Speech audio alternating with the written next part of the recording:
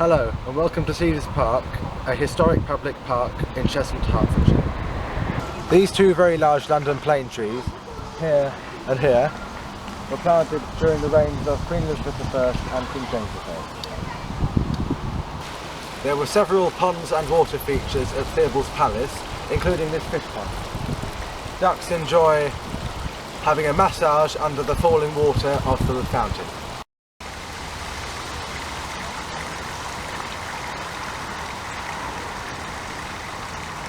This court is for boule games such as bocce and pétanque, and Italian groups play here regularly.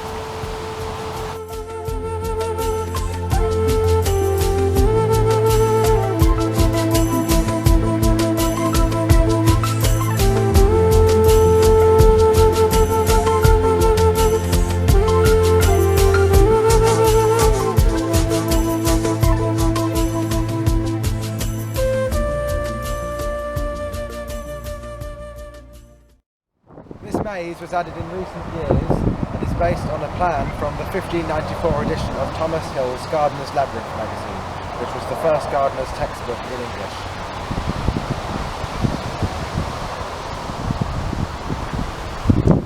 This arch was built in 1765, and on one side it's built of brick, red brick, and on the other side it's made of rough black flint and pudding stone, and some people also believe that it's partly made of tufa, which is a type of volcanic rock.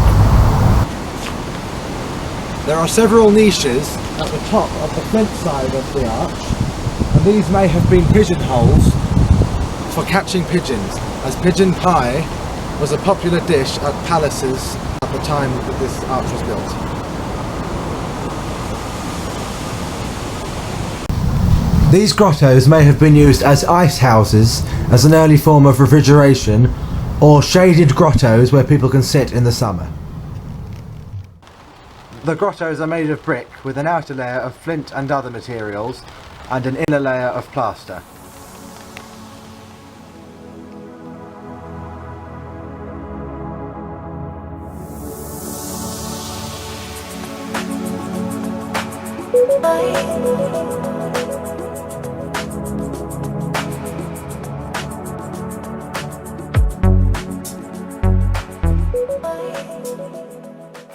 Sir William Cecil was the palace's first significant figure.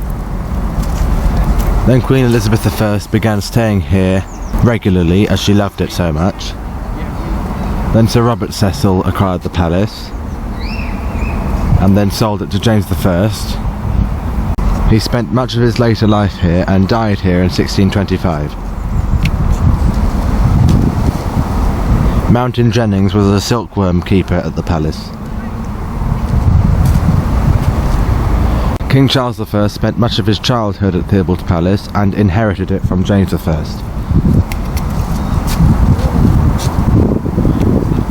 Major General William Packer stripped the lead from the palace roofs to pay the troops during the Civil War.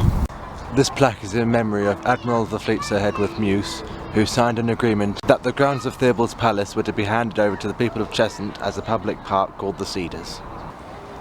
Cedars Nature Centre, previously called Pets Corner, is a miniature zoo which includes reptiles, snakes, tropical birds and other animals. This Tommy statue is representative of a Great War soldier. It is in particular remembering Rifleman 1687 William Ernest Taylor Oglow. He was from Cheshunt and served in the London Regiment of the Queen Victoria Rifles Brigade, which was a territorial force.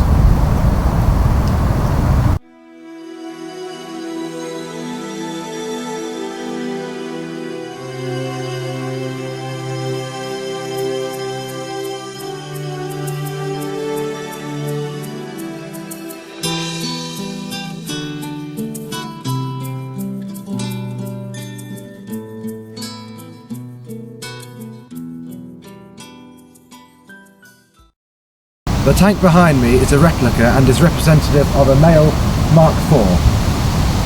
The original tank that stood on this plinth was scrapped in 1940 by Messrs Cox and Danks for £27, 16 shillings and 10 pence, which helped fund World War II.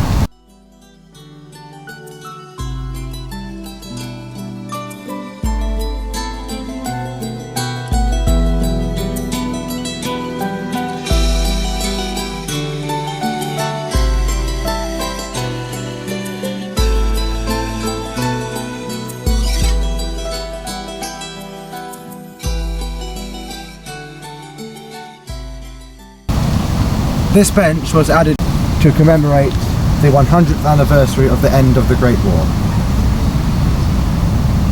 It includes poppies and cutouts of soldiers walking to war.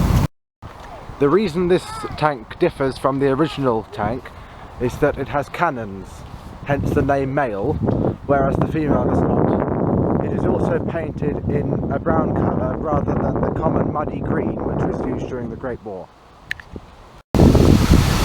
These flower beds, known as 17th century disability gardens, include scented plants for blind people. These plants include mint, lemon mint and lavender.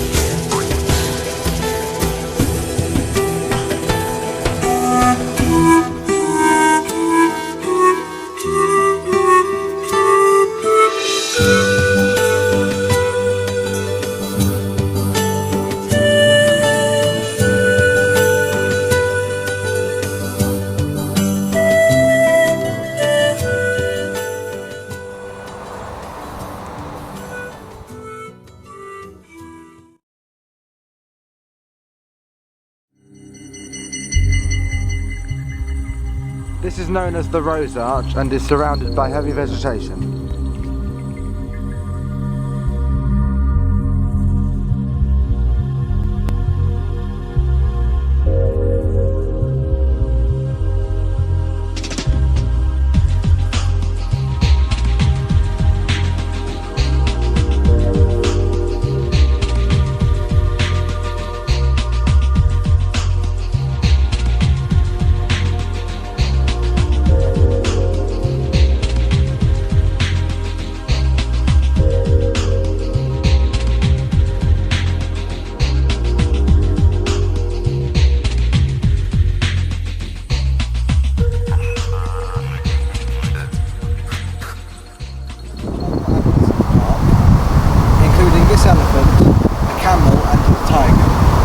These are all made of wood and represent some animals that were kept on the grounds of Theobalds, including 5 camels, mules, flying squirrels, a sable, a white hind, elk, 50 herons, 20 French fowl and an elephant.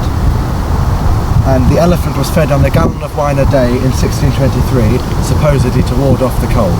Additionally, Admiral Muse kept a stuffed tiger at Theobalds in a building known as the Orangery. This was left behind when he died, and it is now on display in the Lowood Museum in Hoddesdon.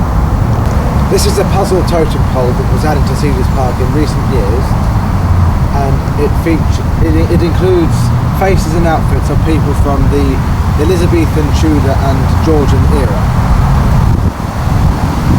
Here's the face of the parrot, and here's the bottom of it. These are on an axis so they can be turned easily by shoulder. You've got to turn the third one down round more. Got to go, no, the other way, other way. Keep going. Now turn him round and that's the proper, yeah. This is the correct outfit, and you can see it's the correct outfit because it has the lines that go there. Yeah. This is fun for children and also adults. Yeah. If you turn him round more, I'll turn round. Look, look, see the legs are here. Turn him round. These are him. No, it doesn't move the bottom. This bottom one Doesn't move. So turn it right round. Keep going, keep going, keep going, keep going, keep going, keep going, keep going. More. More. There you are. Here's the correct outfit of this Elizabethan man with his parrot. Now the others should be in line now. Yes, that's Queen Elizabeth. possibly Queen Elizabeth, yes. It's Elizabethan. And so the other one was probably Tudor or Georgian, and this one is a man in his what looks to be armour. some kind of suited armour. Yeah. Armour, yeah. This is a replica of a mound called the Venusberg, which stood at Theobald's as a viewing mound for the people who are living on the palace to view their gardens. And these were regular features of the greatest palaces of the 16th and 17th century. I shall now show you what it looks like to walk up the mound. Yeah.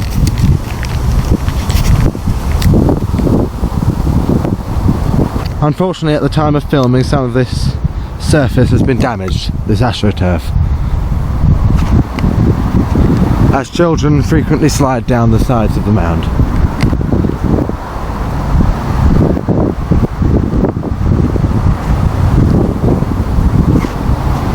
And as you can see, it doesn't provide such a great view of the park because there are now larger trees, but at the time, yes, you can see through this gap, but at the time of the original mound, these trees would have been much smaller and it would have provided excellent views across the palace's many gardens.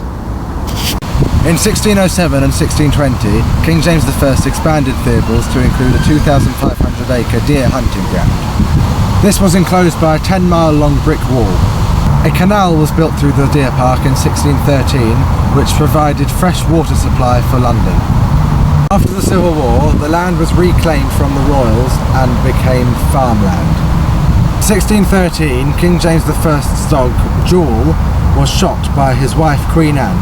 He was very angry. However, when he found out that it was her who shot the dog, he bought her a diamond worth £2,000, although records suggest he only paid £1,500. This garden was used for elaborate royal events hosted by Sir William Cecil for Queen Elizabeth I, and included attractive garden fountains and structures.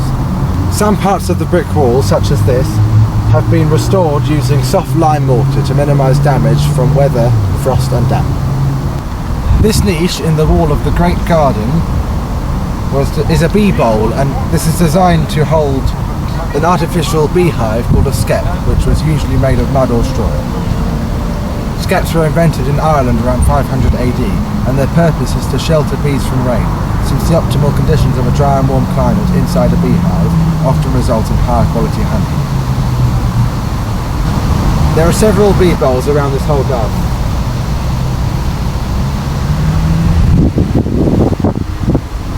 This is all that remains of a structure called Old Palace House, which was the home of the country's puritanical military governor, Major William Packer, who stripped the lead from the roofs of some of the buildings at Theobald's Palace to support the Civil War.